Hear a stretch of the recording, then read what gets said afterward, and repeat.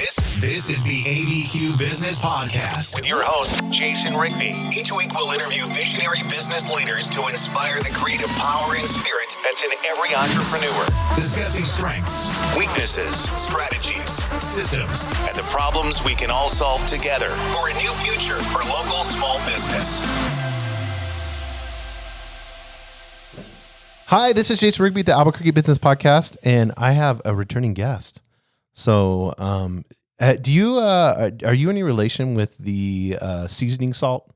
Is it is it Lowry or what's? Do you know what I'm talking about? Yeah. I see it at the supermarket. Yeah, I don't think I have any relation to that, the salt or the jerky, because I think there's a jerky out there. Yeah, I too think with there that. is too. Yeah, neither one. And then you kind of have like one of those cool names because it's like it's Riley Lowry, right? Yeah, that's right. Riley Lowry. And actually, I meet a lot more nieces and aunts by the name of Riley, not as many uncles and nephews for sure. Actually, a funny story about that. I was just in Vegas. There was 3 generations of male Rileys in one room at one time. It was the crazy. I've never seen that before in my life. It was crazy. Wow, that's Yeah, it cool. was Yeah. nuts. So you have to get like a Riley picture. Yeah, we should have done that. I always think of like back east. That's a pretty popular name. Is Like it? I think like in Chicago and area stuff like that. There's a lot of Rileys. Yeah, Yeah, it's- but it's a mostly a male name, right? Well, depending. Do you on see the mostly females? That have? I run into a lot more females. It Really? depends on the spelling. Because Right. I'm Riley. I guess it would be Rylee. I see that a lot. Right. Oh, okay. Yeah. That seems like that'd be a difference. So you're a consultant, trainer, and we encourage everybody. We did a lot of the last podcast we had with you. Is really cool. We went into sales training, into sales management and all that. But I kind of want to start off because you're on the road a lot. Yeah. And you're kind of like a road warrior. And I want to kind of go through, because you were telling me earlier about your routine. Yeah. I think it would help a lot of people that travel. I think that'd be kind of cool in what you do. So do you start the night before you're going to the airport, or how does it go? Well, it depends on when the either the flight or the drive out. So maybe we'll address it 2 ways. We'll talk about flying out first, and then maybe like driving, right? Because I approach them 2 different ways. Right. So if the flight's late enough in the afternoon or mid morning, I'll just pack the same day, which I know that's probably not the best. But Right. so I actually keep 2 sets of everything at home versus on the road. What I mean by that is 2 sets of like chargers at home for my laptop, for all Right. my devices. Everything just stays put. And then actually, you can see it across the room. In my backpack, I keep pretty much everything necessary to survive as far as electronics go. But once I get packed and ready to go, I usually try to show up to the airport. I'm like that guy that's like 55 minutes before my flight, running through the airport, getting through security. Hopefully I can pass through a TSA pre-check or clear in the near future to get that done. Right. And then, for me, I usually fly for the most part, one airline, just because, I try to just stay loyal to it, just because you get a lot more benefits from that perspective, as well as just sit in the same seat. Because, I guess my philosophy with flying would be the equivalency of showing up to like your 9 to 5, your office job. Most folks that go into an office that work a 9 to 5, they'll come in at 8:55 or whatever time they get there. They'll do their pleasantries with all their coworkers. They'll say hello, Right. because that's just a part of their routine. Right. So part of my routine is to try to eliminate as much thinking as possible before I get to my end destination. So that's why I sit in the same seat, relatively speaking, or same area of the airplane, as long as it's accessible. And then by the time I get off, I kind of go through the same thing. I always schedule my meetings to where I can go pick up a rental car first, and get to my meeting or destination in a timely manner. However, I do have kind of a quirky thing when it comes to hotels, right? Every time I check into a hotel, I set it up the exact same way. Meaning, Yeah, this is cool though. yeah, meaning like, even the way that I set up, my toiletries in the bathroom. Like I have it all set up the same way to where I don't even have to think in the morning. Like my toothbrush is in the same place, and everything in which that I need is all in the exact same spot. I wear a lot of hair product. That and my Amazing hair. Yeah. that and my comb is in the exact same spot. So I keep all that stuff there just so I don't have to think about things, because ultimately you got to turn that hotel room into a room. Right. That's not just a room, but it's more your home. Right. So I even lay out my outfits for, if I stay in a hotel for multiple nights, I'll lay out my outfits, for multiple nights in a specific order. So that again, all I have to do is wake up, grab it. So you're not thinking like the 20, 30 minutes before you check out. You're running around checking everything to make sure. Yeah. And actually I even go as far to, I travel with a power strip. for all my electronic devices. You know how many times I've needed one of those? A million, right? Yeah. So I got to that point to where I have a retractable cord on mine to where it's nice and concise, and all my plugs on that are in the exact same spot. So when I do my, if you will, like as you're mentioning, like the checkout piece of it, right? If I don't have to run through a checklist because it's all there. Like if visually speaking, I run over there and I don't see a thing or a cord, I know that I'm missing a component. And so you carry an actual power cord, retractable power cord, and then you have like your Apple Watch, your phone, your laptop, all that, all plugged in. All in the exact same spot every time. And I don't change that, again, just because then I don't have to think about it anytime that I show up to a hotel. It's kind of interesting how that all works. But so is driving the same thing? Because I know when you're driving from like Arizona to Albuquerque or whatever, New Mexico, do you kind of do the same process? You just throw it in the back of your vehicle? And the biggest difference when I drive would probably be the food component.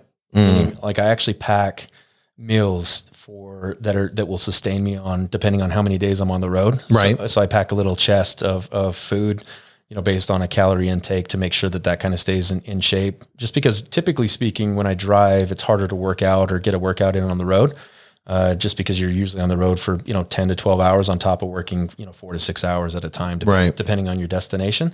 But ultimately, even when I drive, I keep like my backpack in the exact same spot in my car. And I keep any supplies that I have for that particular trip, whether it's, samples or whatever I'm bringing with me, I have them organized in the exact same manner to where if I take it into a business or I go and do a presentation, I know that when I'm looking at it, I can kind of have an idea just visually speaking of what I have or what I don't have in that particular case. Yeah. And I think a lot of people don't recognize, but your brain actually likes that. Right. It's like if you don't create a checklist, if you don't have a checklist and you go to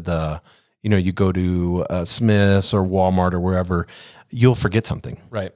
So you're eliminating that. Yeah. I think there's actually some really cool stuff out there about mental fatigue. And the least amount of decisions that you have to make on a daily basis that you could just make habitual or just a part of what you do, right? Your mental capacity isn't worn down based on those decisions. So there's a lot of really cool, things out there as it relates to mental fatigue and just trying to eliminate that piece because, going back to it, if I'm on the road for 3 weeks and some months, I'm on the road, 21, 22, 23 days in a month, you have to be on your game at all times because there's not a lot of break in between, to recover. Right? If you're going for everybody gets so tired when they travel too. So. Sure. Yeah. The jet lag or just the time between it. Like, for example, on this trip, I'm just getting back from Colorado. I just was there for 5 or 6 days and I'm going to be here for 5 or 6 days. And right when I get back, I'm going to head to Vegas for 5 or 6 days. So, I mean, you have all these continuous, traveling cycles and you got to make sure that your energy is sustained throughout that process. And, so like when you're traveling, so when you get home, do you just like decompress and don't do anything? I know you like golfing and stuff, but do you take like a day or two off in between or? I generally, for the most part, the marketing and the training side that I do, I like to provide support 24/7. So I'm like your 24-hour support call. Right. So ultimately I'll always take those calls regardless, from the best mentors that I've learned in what I do and from the folks that I used to do business with on the other side, I had learned that the people that I had valued the most were the ones that would answer the phone at any time of day, whether it's like 1 o'clock in the morning, 4 o'clock in the afternoon, Christmas Eve, it didn't matter. Some of those folks would always answer my call if I had a question, because it's not like when I was on the other side of the business, if I had a question, I wasn't calling to see how their health was and check in with them and their family. I probably had something going on that was live to me at the time. And those folks that were really good at it, they just answered their phone. So, I don't really take days off from that perspective just because I'm always there for support, but I might not, grind out over looking at reports or whatever the case may be. I might, take a day or so to do all that unless it was something urgent and important. Yeah. Cause I know, from your Instagram, I know you do a lot of golfing and then you also like work out and stuff like that. Are you fatigued? Can you tell when you're on the road, like those 6 days, 4 to 6 days, 4 to 6 days, 4 to 6 days?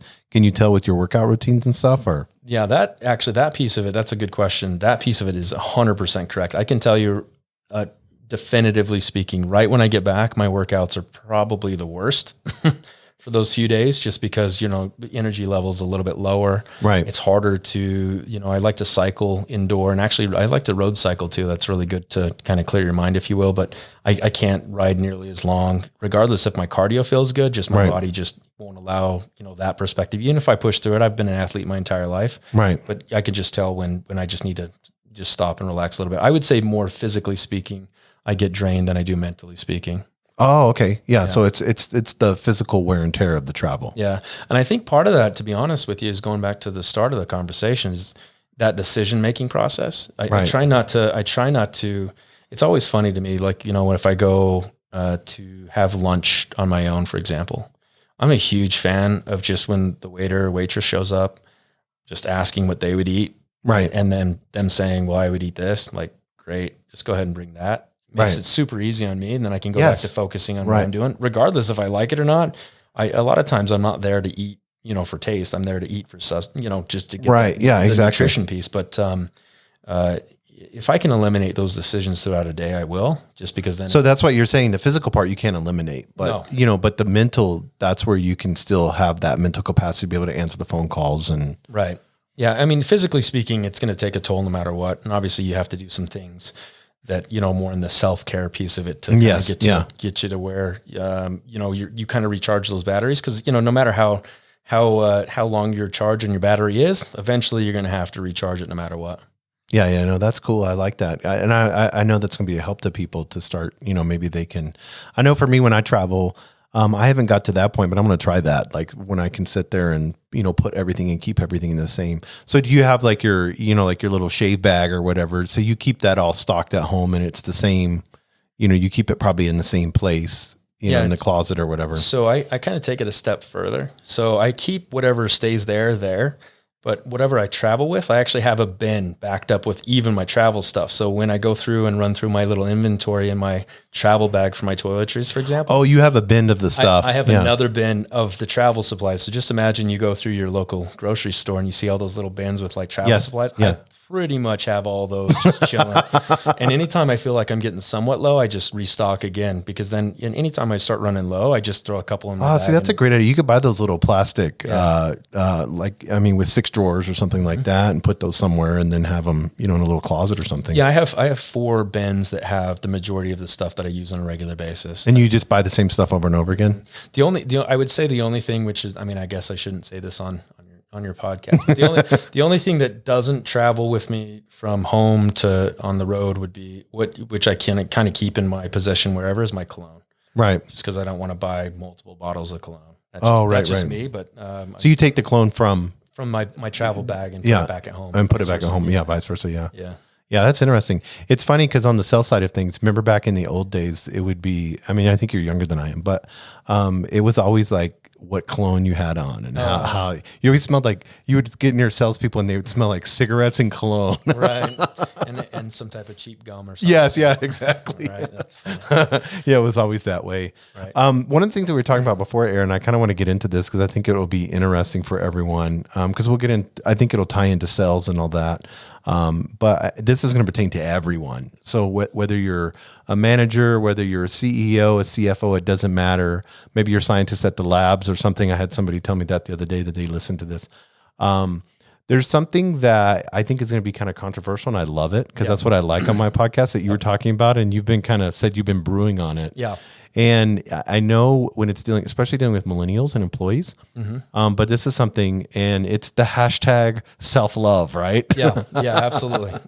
So, kind of to circle back around when I kind of brought that up to you earlier, I wouldn't say a problem. I just would say more of a qualm, right? So from a psychological perspective, if you look at most, pyramids of needs and how things kind of work out, self-love is like on the bottom or in the middle of, depending on who you're looking at, right? Maslow or whatever the case may be. I'm not a psychologist, but it's rare that it's ever at the top. But right now, what's kind of happening in our society is we're taking a look at self-love as being the end all save all. Right. Which I think what people, and as I had asked you earlier, which I'd love to ask any viewers, when did the coin flip from having a healthy ego to self-love? So for example, I feel like, ego is being tied into being a narcissist, right? Or being overconfident or cocky or whatever terminology you want to use with that. When self-love is meaning like accepting who you are to grow as a human being. My challenge to this and my biggest issue with this is that hypothetically speaking, if you want to maximize oneself, you want to get to your full potential, if you're not good at loving yourself, right? If you're not good in that vein already, like what are you going to do to improve? So as that kind of relates to sales, as you and I were talking about, is I really feel like, from my perspective that, and I'm not suggesting self-love doesn't mean that you don't care about yourself and you're not, understanding that you have a place and that you are a person that should connect to other human beings. That's not what we're referring to. Right. What I'm talking about is that, when you see this hashtag self-love, people are assuming that if I love myself, great things happen. But the challenge to that is there's not really anything tangible to that. Meaning your ego is in place for a reason. Like all of us have an ego. We all have an id. We all have a self-identity. And how you promote that and how you grow that is really the key. It's not through self-love. It's more through building confidence, right? Right. So, and how you build confidence, or in the business world, how you build that, snowball effect of results, if you will, is not through loving yourself by any means. It's through habitual actions that get you to an end result that, definitively speaking, will get you to where you want to go. Right. It doesn't matter, how we think about that, because our brains, going back to ego, your brain is designed to fight or flight. We're wired that way. Right. We're not programmed to take a step back and be like, you know what, I didn't make that sale. I'm going to love myself and get myself on the board and try that again. We're not programmed that way. Right. If anything, what happens is our brains are actually more lenient or more leaning towards the pessimistic side, to where I didn't make that sale. I'm a terrible salesperson. What am I going to do? I'm going to spiral. But then I remembered I'd read this self-love thing. So no, I'm actually not that bad of a salesperson, but really that's not a healthy ego. Really, Right. what you're actually fighting in that particular case isn't self-love. You're actually just fighting your personal ego and how you approach the next situation. How do you problem solve through it? Self-love doesn't fix problems, in my opinion. Yeah, because you can sit there and look and I want, if you don't mind sharing the story with the personal story that you had, but when you're faced with the moment where you have to make a decision and you have to decide, where am I going to go with this? Sitting there and just closing your eyes and saying, I love myself. I love myself. I love myself. That's not going to help you get to that decision that you need to make. That's going to help you and others. That's the other part too. Having confidence is not a bad thing. Yeah. And actually, so the story that you're referring to is I'd gone to Vegas a few years ago. I'm not going to mention the name of the hotel, originally speaking, but it was during the summer. I had a 7-day reservation. I was there for work. It wasn't there for fun. So I show up 11 o'clock at night after 12 hours worth of travel. I mean, I was pretty tired physically and mentally speaking. By this point, it's 11 o'clock at night, whatever time I got to the front desk. And at that time, they informed me that my room wasn't available because they didn't have any AC, and they weren't going to be, nobody was going to be staying on these floors that didn't have AC. However, they had a partner property that they had been able to transfer everybody over to. So after about an hour and a half worth of a shuttle, after staying in line for 30 minutes, I get to the front desk at the new location just to be informed that at this time they didn't have nothing was transferred, nothing was communicated, nothing was done. So now it's like 1-2 o'clock in the morning. I'm standing there in Las Vegas, all my luggage, everything hanging out. So if I were to take a look at that self-love piece, it's like, well, I love myself so much. Like, what am I going to do? I've seen scenarios like this, or even not even to that extreme, where people just break down. Right. Which is okay. Or flip out. Or they, they'll yell at the people at the desk and want to talk to a manager. I mean, I get all that, but I maybe call it whatever you want to call it. But my ego, my self-esteem kicked in and said, you know what, you're smart enough to figure this out. At this point, we're not going to battle this at 2 o'clock in the morning. What we have to do is we have to come up with a solution. We have to do it now. When I say we, I'm referring to myself. It's kind of good at third person thing, right? But so ultimately, I flipped through my Rolodex. I found a really good friend that was able to take me in. I mean, I never relied on that, but obviously I had to tap in my network because I'm a smart enough person. Show up there, stay there for a couple of days until I was able to resolve it. But there's no amount of, to me, I knew I had enough confidence in myself to resolve it. Ultimately, those hotels took care of me in the long run. I knew it was going to work out on that end of it regardless. There's nothing that was going to happen at that moment, regardless of how hard you push. And I feel like sometimes, that self-love piece is that I love myself so much that somebody has to do something for me. Well, ultimately, exactly. That's not the world that we live in anymore. Right. Like, it's like, you have to understand that, like, if you get to a certain point, like, what are you going to do now? Well, it's always like mommy and daddy always take care of me, or, even though I did shitty at this basketball game, I still got a trophy. Right. It's that you owe me mentality. Right. And that's big right now. This is not a generational thing. This is our society thing where we hear the word entitled on a regular basis. Right. I will literally tie entitled to self-love to be one-on-one. I do not tie ego and entitled to be one-on-one.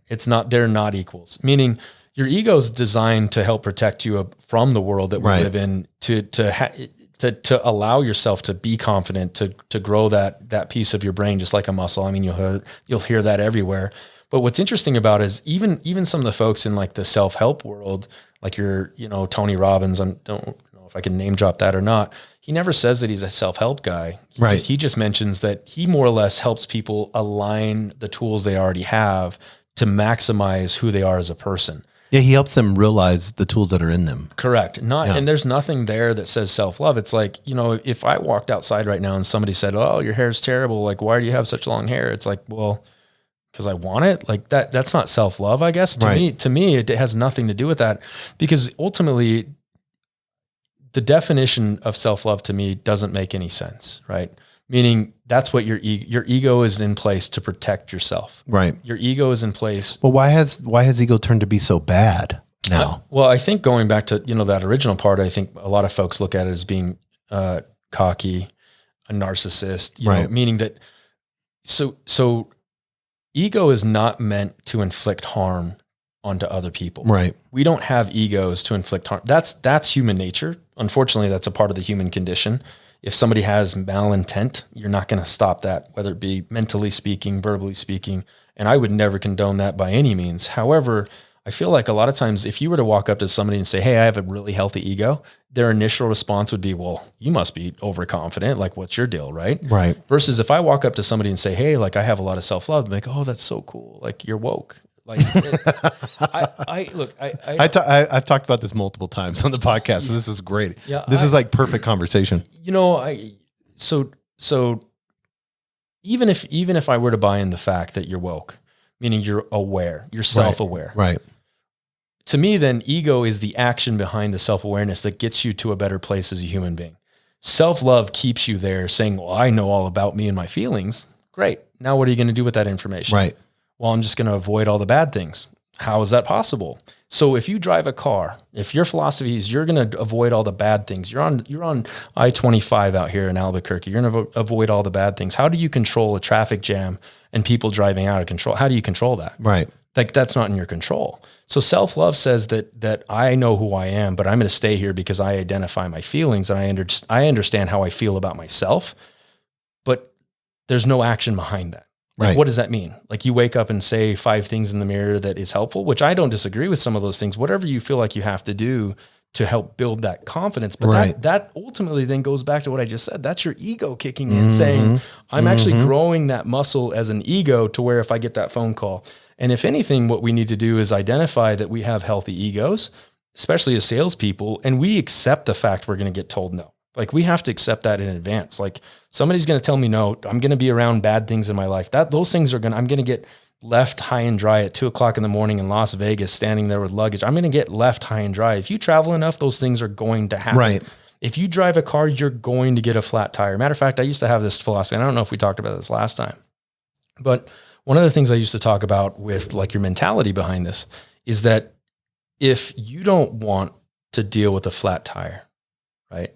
Because some people, you get a flat tire, that'll mess up their whole day. Sometimes their whole week. Right. That'll mess up their coworkers' day and week just because you'll hear about that for like the next 2 weeks. Right. But if you don't want a flat tire, then don't buy the car, right? Then don't buy a car.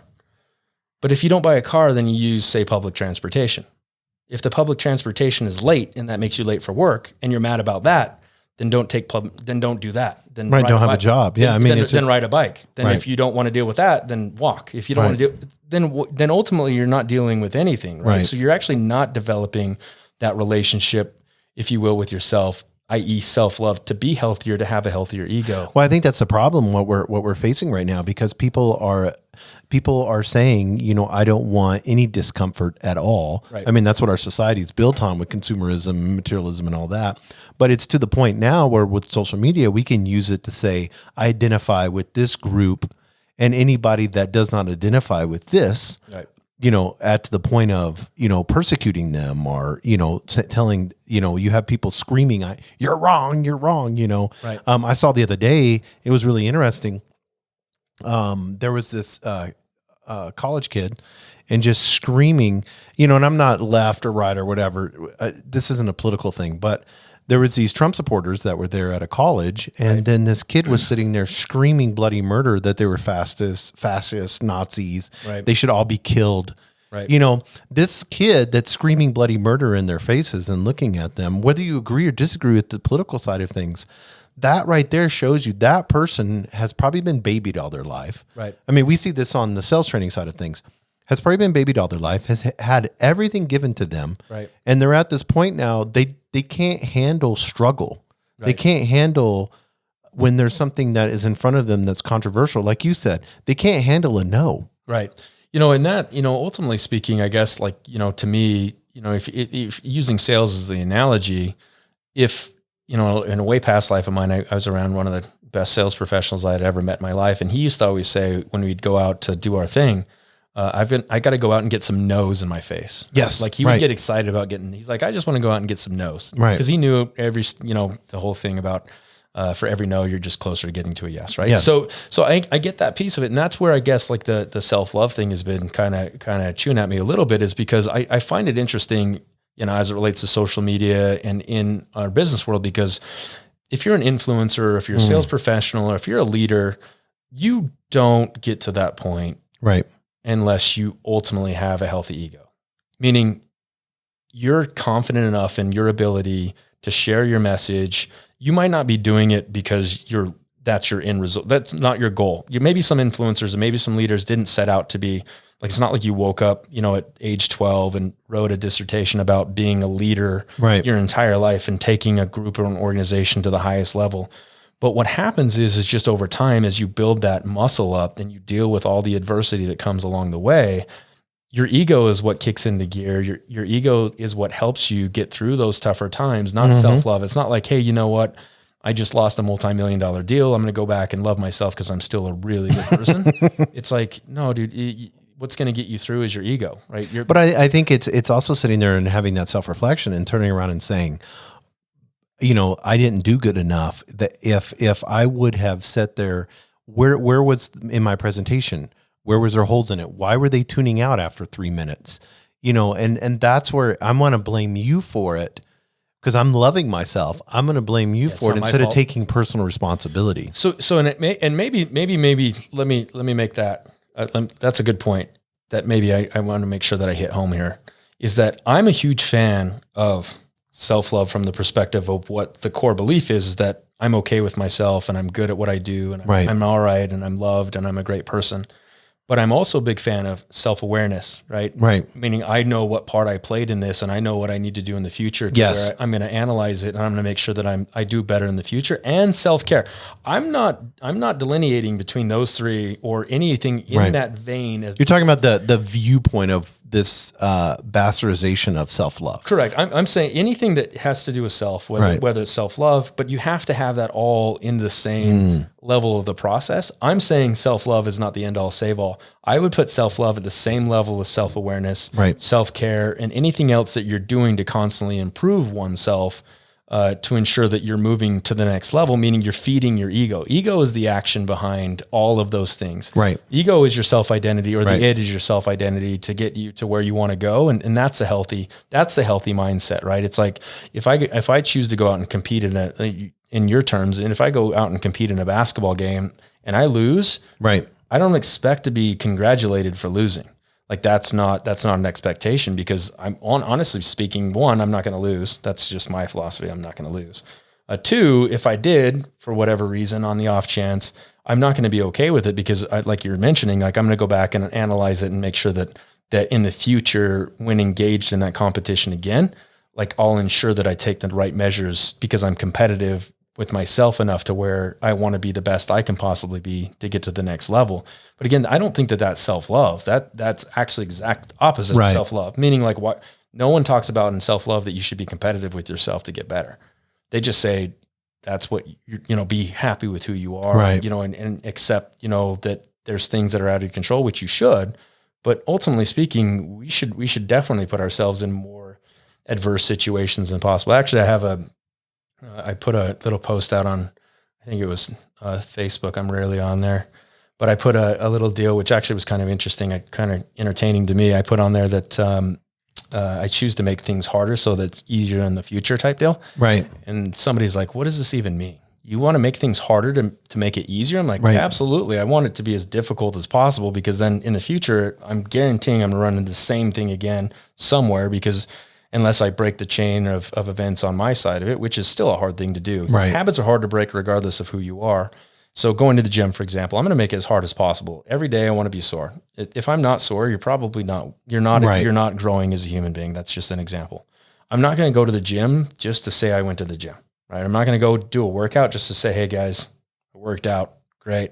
Right. I love myself. Let me move forward.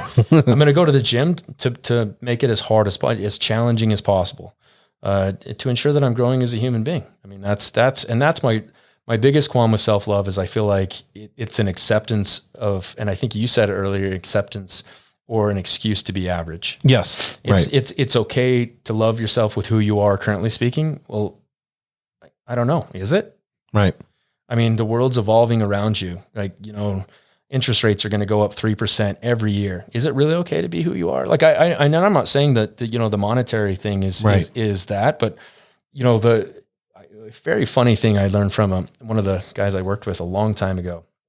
He said, I don't want to be the hardest worker. I just want to be the hardest worker in the room. Mm.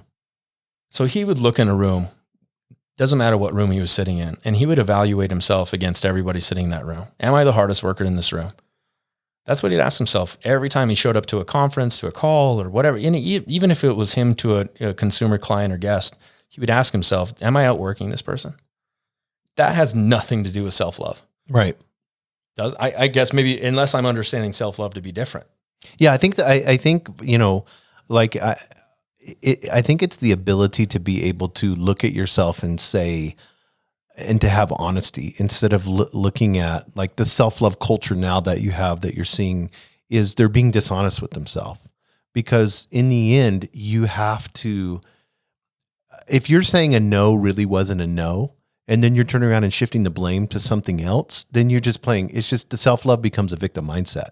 Right. It's like Howard Schultz with Starbucks. I forgot, wasn't it? It was like 130 times banks told him no. Right. They're like, you're freaking crazy. You're going to charge $5 for coffee. Right. You heard that story. Right. He literally was told no by banks like 130 times. Right. If he did not have an ego. Right. If he would have said, I'm just going to keep making coffee and I'm just going to love myself. And, right. Obviously it must not meant to be, right. I went to 20 banks. Right.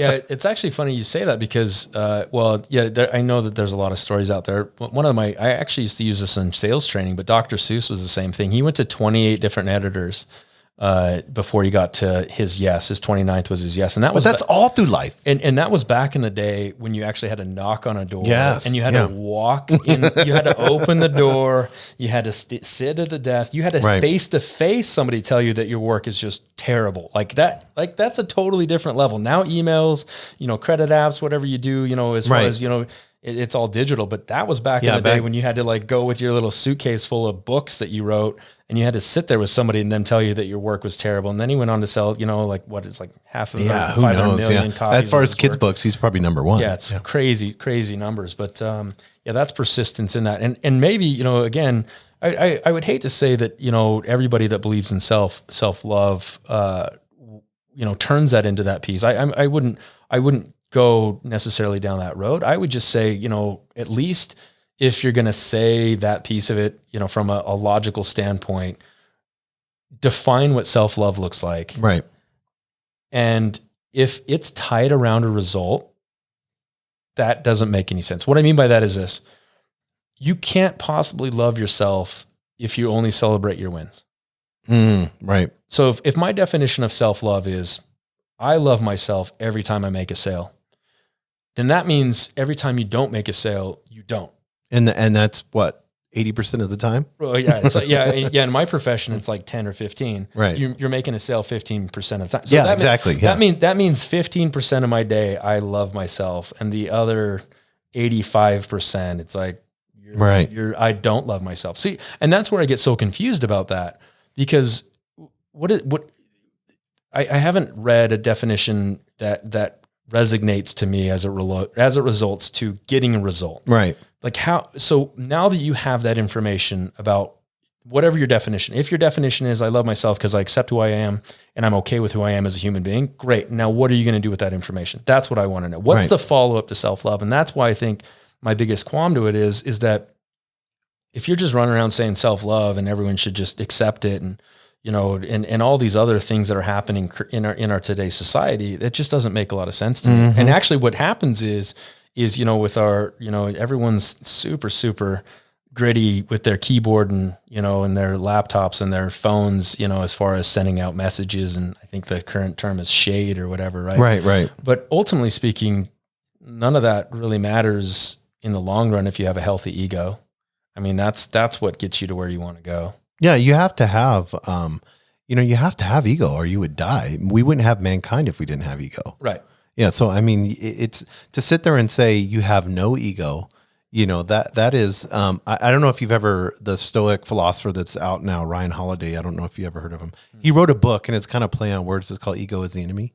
But in actuality, what the book was about is taking people and understanding, you know, that you need ego, but what you're thinking ego is, and I think it's the same thing, the definition of what self-love is, you know, because I mean, we're all condoning to have a healthy love of yourself. Right. You know, but you can't what's being used now and what I'm seeing it's kind of more of an excuse for you to play the victim. Right. And in any type of business world, you can't be a victim. You won't be successful. No. And actually, you know, so, you know, I'm a huge fan of Eckhart Tolle. Yes. You know, and he wrote he's a really good book called New Earth. And he talks about, you know, if we didn't have ego, like a lot of the problems in the world would be solved, which I don't disagree with. Look, here's the thing. Like if nobody on the planet of 7 billion people had it, it wouldn't matter. Right. Meaning if no one had an ego, that confidence, you know, that piece of it and everyone had that piece of it. But ultimately speaking, it's built into us. It's hardwired. We're hardwired. But I mean, everything that we're attracted to has a form of ego in it, whether it's a rock star, you know, we like that whole, you know, when we look at Kanye, you know, he's crazy, but he has a huge ego and we're entertained by that. Correct. You know, music is put out with every bit of everything that we do. Why would I wear Adidas shoes over Jordans? Right. You know, that's an ego that's making me make that choice. Correct. I'm when I wear a suit, I'm feeling that suit. That's my ego saying, damn, Jason, you look good, Correct. You know, or whatever, you know what I'm saying? Or whether it's a dress or whatever. I mean, I don't wear those very much, but. And if you did, it's no worries on that. Everything you just said there is 100%. And that's where I feel like, you know, from this side of it that, you know, I really think that, you know, we have to be a little bit conscious and careful of this, right? Because ultimately speaking, you know, one of the things that we talked about on the last podcast, that as a leader, an influencer, or whatever the case may be, you can gas people up for a short amount of time, but once that tank runs out, then what? Yes. So if I run around, I can go out here in Albuquerque, I'll meet 1,000 people, and I'll get them feeling like they're on cloud 9. Just telling them, you know, all about self-love and coaching them up and helping them understand that. But then once I unplug, then what? Like, what have I actually done for those folks? Right. It's kind of that whole philosophy. There's no empowerment to them. Correct. Because it's not sustainable. That's why people chase conferences and chase, you know, and they're reading self-help books, and going from one thing to the next, to the next, to the next. Yeah. Whatever the new philosophy is. And then taking something external when actually internally it's in you. All the tools that, you know, like you said with Tony Robbins, all the tools are inside of you, right? Yeah, to empower you. Yeah, and actually, more of his analogy, you know, that he uses, which is great, is that if you kind of think about a toolbox, right? Let's say I'm working on a project, and my project requires to go and grab a hammer, right? But I walk over to the toolbox. Now, I'm not very familiar with tools in general, just so we all know, to be 100% forthright. But let's say I need a tool like a hammer because I'm going to hammer a nail, right? But I walk over to my toolbox, but I pull out a tape measure. Right. How long is it going to take me to hammer a nail with a tape measure, or to chop down a tree with a hammer instead of a saw? Like, meaning the way that he talks about it is that we'll have the tools. It's just how they're organized to tap into that toolbox inside of you to maximize who you are. And that's an ego thing. That's not a self-love thing. Right. Self-love would be recognizing that you have these tools, but your ego is the one that puts it into action. That's the piece that says, you know what? I'm in a situation or I feel a certain way, but I know I have the tools to get through this regardless of the scenario. And that's including on the high side of things too, right? Because, you know, you hear a lot about athletes when they're performing at the highest level, it's kind of like they're not conscious at the time, right? Yes. It's like, it's kind of, they're experiencing these moments where they're there full body and mind, right. But it's like things are moving in slow motion. That was always the analogy that I used to use, you know, back when I used to play sports at a high level, was I remember things would always just slow down. Right. Because you're just using the tools that you already had. It's not a self-love thing. But it took 80% of the time was all the grinding and you know, the running stuff. And the horrific stuff to get to that point. Right. And I mean, you could say like self-love, like, hey, I love to do these up downs and I'm playing football and I love to go out and like almost pass out from running wind sprints and, you know, with a million degrees weather and all these pads and everything else. There's no self-love in that situation. No. It's just all action, right? You're just doing it. And it's the same thing in our business world, right? When you're going through your initial training perspective, you're not sitting there like, I'm going to learn this because I'm a smart person. It's like, no, you got to focus on what you're doing, right? And get through the information, ask intelligent questions and be engaged. That's your ego kicking in, because how you approach that training is the same way you approach anything else. You probably did it at a previous place of employment, and your leader probably had done it as a previous place of employment, meaning that's just who we are as human beings to get us to that level. Right. And that's probably, you know, where I see the most opportunity is how we're helping others, you know, influence wise, you know, whether it's in business or whatever the case may be, to help them really truly reach, you know, their full potential. But I think with ego, there's a word called humility that a lot of people, you know, it's kind of a bad word, I guess, you know, like in the sense with people that is all ego and self-love, people are always throwing humility, the word out. But I think martial arts is a good indication of that, because they want to win. So when you're an MMA fighter or whatever, and there's two, and some of the nicest people and the most humble people I've ever met have been black belts and whatever, you know, judo or Brazilian jiu-jitsu, whatever. Right. And some of the MMA fighters on high levels, the nicest, you know, you don't think of them to be that way. You know what I mean? Right. I mean, literally they're walking around and people are always trying to challenge them and, you know, yelling at them and everything else. And they could literally kill anyone, right? You know, with their hands. But it's so funny, but they know they have to win. Right. And that moment kicks in. That's the ego saying, I am going, you know, to beat the hell out of this guy and I'm going to win. Right. We're in competition, but there's still humility there. Right. You know what's interesting about you? I love that analogy. And actually, I'm going to run with this, by the way. I'm going to take this around to all the folks I'm talking to about this, because what's interesting about that analogy is there's a piece of that to get to that level of competition for those folks that is usually kicked around quite a bit. And now I'm not an expert in this field. However, I've heard it on multiple occasions. And the term would be self-discipline. Yes.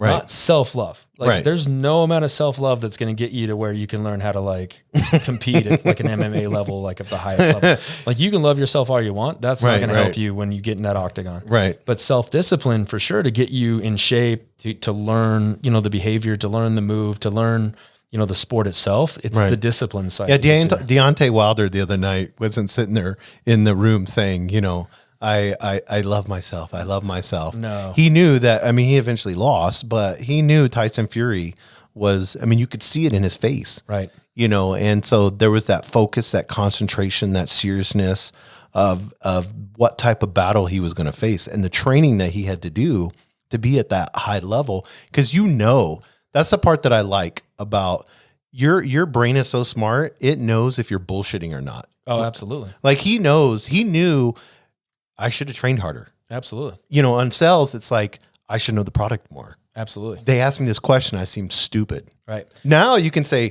no. You know, I love myself. Next time I'll do better. Right. And actually, I mean, that's the thing, right? Is a lot of times we don't get those opportunities. You know, I'm a firm believer in opportunities don't go away. They just go to somebody else. Right. So if you really look at it from that side of it, you know, the self-love to put yourself in that situation saying, you know what, I'm going to get through this, but it's going to be the self-care. What do I do through the process? And all those other that's a base layer. That's not the end all save all. Right. And I guess maybe that's where my biggest thing is here, is that self-love is being touted as being like the upper echelon of like how to live your life. Right. It's like, you love yourself, things happen. I'm saying it's a part of the process, but it's so far in the middle of where you want to go that shouldn't be the focal point. The focal point should be, and even if you don't want to use the term ego, like I'm not going to run around and be like, hey, like I got a healthy ego. Like no one's going to want to hear that. No one wants to hear that. It's just not what it is. Self-discipline, accountability, all of those, teamwork, all those things hold itself in that realm. Right. Though all those things lead to, self-maximization. Healthy competition. Absolutely. All of that stuff. And really, if you want to push yourself to get better, you have to have a barometer. You have to have, there's no way that you can improve without some type of measurement. Right. Like what can be measured can be improved. So if you have the right measurement tools in place, and it's not just a feeling about myself, if you want to build true confidence in whatever you're doing, you have to have all of those components leading to the end result. And what's interesting about that is you have to be okay. You have to be comfortable with being uncomfortable. Yes. So using, sports as an example, those folks leading up to a fight, golfers leading up to a tournament, it's not like they just go out and hit all the shots that they're used to hitting, that they're comfortable with. It's not like all those fighters go out and just, spar with people that, they know that for a fact they're not going to be challenged. They put themselves in situations to where it's going to be very uncomfortable. Yes. And that's what I meant when I said earlier that I put up on one of my social media deals, that I want to put myself in hard positions so it's easier in the future. But just knowing that in the future, it's never going to be easier. It's just going to always be hard regardless. Right. Because why find ways to make things easier? Like that doesn't make any sense. Like that, why be any easier? Because I can guarantee you if going back to, again, one of the philosophies that I learned from one of my mentors, if I'm the hardest working person in the room, I guarantee you there's somebody in that room that I'm sitting, you probably grind harder than I am at certain aspects of, your podcast. This is a wonderful thing. You're doing this at a high level. I'm not. So you're outworking me in this regard, and I've wanted to start a podcast. So what I'm saying is that if you're living by those things, you have to accept the fact that there's going to be times that you challenge your id, if you will, your self-identity, and you have to understand that that's not a negative thing. You have to look at it and see, what are you going to do about it? Right. That goes back to my car thing. If you get a flat tire, what are you going to do about it? You're going to sit there on the side if I get a flat tire, I'm going to knock on wood. If I get a flat tire, I pull over on the side of the road and I take 20 or 30 minutes until somebody shows up to help me change it, because I'm not going to change it myself. So that's why we have those cards, AAA. So AAA, man, a roadside assistance from my insurance company. So I'll take 20 or 30 minutes till somebody shows up, and I'll get caught up on emails. That's what I'm going to do. Right. I'm not going to sit there and I'm not going to stew about it. Right. I'm going to make it productive as I can. Listen to some music, listen to a podcast, listen to this podcast. I'll do something that's productive in that time frame. Am I upset? Sure. Is it something that's inconvenient? Absolutely. But on the other side of it, it's like, what else are we what are you going to do? What are we going to do? Like, I had a conversation. My flight a couple of weeks ago was like an hour and a half late. I landed, like one of my friends called it, like, oh, isn't that so annoying? I'm like, not really. Like, why would I be annoyed about that? Like, you can't control it. Yeah. It's like, I learned that a long time ago. Don't be annoyed by the things you can't control. Yeah. And that kind of goes to that self-love. It's like, I love myself, so I should be home. It's like, well, what is that even a thing? Like, that's not even a thing. Like, that's like, and maybe I'm making a little light of it, because I understand it's a movement, and if it's helping people, more power to them. But maybe I'm just strongly encouraging, just like any issue or anything that you learn new, always take an opposing view at it, and look at it from the other lens. Yeah, I love that. Well, I want to, we have just a few minutes left, but I want to get into, we've almost hit an hour here. Isn't that crazy? That's crazy. But I don't mind going over a little bit, but I want to, this is what I kind of wanted to ask you. And this is something that I think on management side of things, whether you're a business owner, CEO, whatever it may be, maybe you're leading a small team, because you do training in this arena.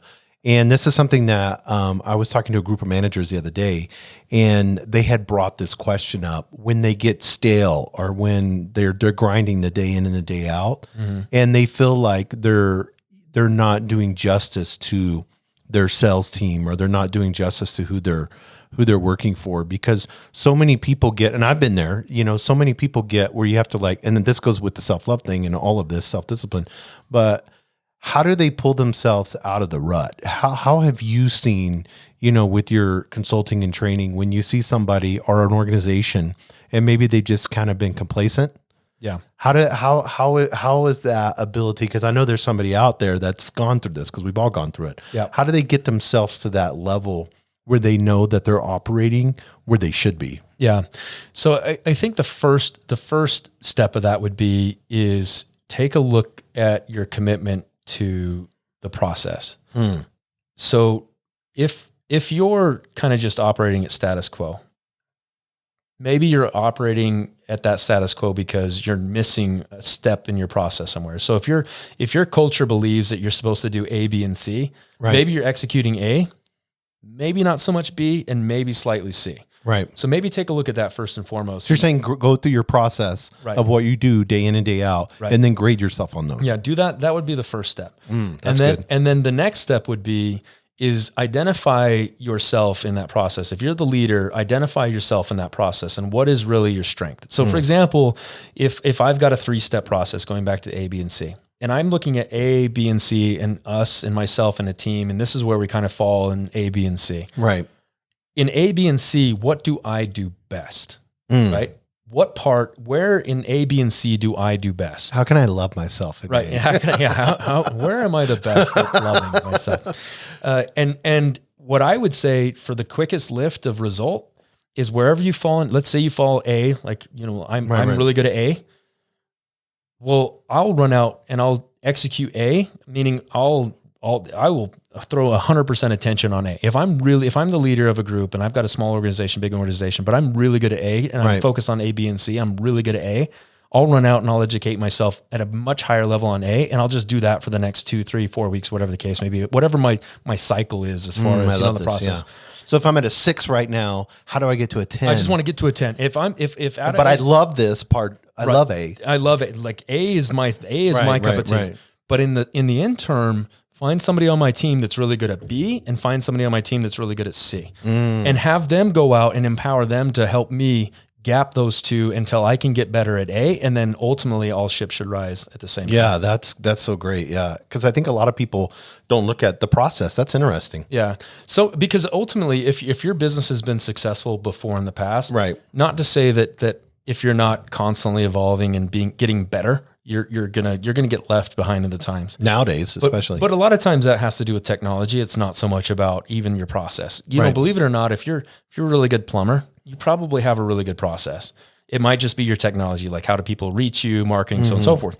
But take a look at your process and analyze out of A, B, and C. If you're the leader of the organization, you're the owner, you're the CEO, and own the part that you're really good at. Because I honestly feel like, at least in my opinion, a lot of folks put a lot more emphasis in their weaknesses than they do their strengths. Right. And so, let's use sports as an example. If I'm a soccer player and I'm a really good striker, I'm not going to go put any time into being a goalie. That doesn't make any sense. Like if I'm a really good striker or midfield player, that's where I stay. It's like, why would I be taking reps as a goalie? If that's not going to be your cup of tea, then that's not your cup of tea, which is okay. That doesn't mean you're not a good leader. Right. I mean, look at some of the best athletes and some of the best organizations in the world. Like Tom Brady would never make a good offensive lineman. I don't care how hard I'm sure that mentally speaking, he'd love it and he'd love himself into that position, but he would get crushed. But he's a really good quarterback. So just put your emphasis into what you're really good at and focus on that piece of it, and put trust and development into others that are good at the other part of the process. And if that doesn't fix it, so let's threefold. 1, take a look at the process and see if you're executing A, B, and C. Right. If you're executing A, B, and C, that means that you're complacent in what part you're really good at. And that's the quickest way to get the lift. Focus on your piece that you're good at. So go out and focus on A, empower people to do B and C. Now, if you've done those 2 steps and it still is kind of stagnant, ultimately speaking, it's probably something in the way that you're measuring your business, right? It's ways in which that you're taking a look and internally running your business. So yeah, cause I think a lot of times, cause you have key performance indicators and all that and lagging and we look at those things. But one of the things that I've noticed, especially on the sales side of things, is there's a process that creates success. Right. And looking and seeing, is everybody doing the process? Right. Like that 80%? Right. To create the 20%. Correct. And those are usually from a leader on down. Those are the complacent issues I always see. Right. It's the, I had somebody the other day call me up. They've been trying to sell me something for 6 months. They've called me every week for 6 months. Right. And the product is like $100 something a month. Right. It's a software. Mm-hmm. And I'm like, I feel like I should buy your product just because of the follow-up. Yeah, consistency. Consistency. Now they have CRMs and they have ways to do that, but that's something too. You know, I was looking at this one sales organization. It was like, your guys are only following up like 2 or 3 times at most. Right. You know, and then you look at something like that where I finally had a conversation after 6 months with this organization. Right. It took them that long right. for me to have a conversation with them. And I'm just using that as one example, but that's when you start looking at the process and you start getting down and gritty in there. You can see like, oh, okay, here's where my guys are at, you know, or gals, whatever. Here's where I'm at. Here's what the complacency part has hit. Right. And if we can raise that up, like you said, if we can raise that up a little bit, right, then we're going to create results. So actually this is actually really, really cool. And I'll keep it short. If you really think about the culture of your sales organization, because that's what we talked about last time. If you're forward facing to a consumer, if you got a product, you're moving it from A to B, you're a sales company. You know, if your folks are focused on self-love, every time you talk to the folks that are responsible for that. So if I'm a CEO and I've got sales professionals I'm responsible for, or I've got a leader I'm the leader that's responsible for folks that are selling product. And I walk up to that particular professional. I'm like, hey, what happened? They're like, well, I tried my best. They're just not ready. Right. That's a lot of self-love happening. I tried my best. They're just not ready. Like, okay, well, what are we going to do about it? Well, you know, we'll just have to go find another person type deal. Right. You know, your culture's set right, that even in your weakest links, your lowest performers, that they're constantly doing self-checking and evaluation, and they take you as a partner before it even gets to that point. Right. Like they're the ones calling you, emailing you, messaging you, whatever the case, face-to-face time, saying, hey, you know, Jason, you know, this happened, you know, a week ago, this happened just earlier today on a call. This happened on a presentation. I had these 3, this is what I felt I did right. I'm not sure, but this is what I felt went wrong. Like, let me pitch it to you for a few minutes and you tell me what I can do different. If the team members are doing that with you, your sales organization is probably going to be flourishing regardless of who you are and what you're selling. Right. But I'm saying if every member of your team does that, that's the key. Whether you're running a sales force of 4 or 4,500, if everybody's doing that in your organization, you're going to be successful. Yeah, that's awesome. Well, I love it. How can we get a hold of you? I know before I've posted stuff and we posted stuff back and forth. I know you're on LinkedIn. You can, so LinkedIn is Riley Lowry. Instagram's at Riley J Lowry, spelled R-A-L-E-Y, R-I-L-E-Y, not R-Y. So R-I-L-E-Y, J-L-O-W-R-Y. You can do Instagram too. Yeah, and it's cool. I love your Instagram. You're always doing golfing or something fun. Minivans. Travel warrior. Right. I think it's awesome. Well, this was great. It went by super quick. Yeah. I love that we've got a little controversial. I think this is going to help a lot of people. Right. Next time you're in this neck of the woods again, you know, maybe in a few months or whatever, we can, if you're always thinking of a topic, you have an open mic. So I always love talking with you. And I know there's like so much gold nuggets in here, and I want to remember it, and I'm going to have to write it down. What you said about the opportunity that it went to somebody else. How did you say that? So I'm a firm believer about opportunity, right? So opportunity doesn't go away. It just simply goes to somebody else. I love that. That's great. Yeah. You need to post that. Yeah. I'll share that one. I love that one. I think I'm going to hang it up in my office. Yeah. I'll put that one out there. That and that's one of my core beliefs about just life in general. Right. And one of my other major core beliefs I have is that your mentality is everlasting, right? Circumstances are temporary. Your mentality is everlasting. So those 2 things right there. Well, that's awesome. Well, thanks, Riley. Appreciate it. Thanks so much. Yep. Thank you for joining us on the Albuquerque Business Podcast. And thanks to our sponsor, RigbyDigital.com. Make sure to subscribe and share, and go to abqpodcast.com. Get show notes, resources, and links to everything we talked about today to help you navigate your journey as an entrepreneur and business owner.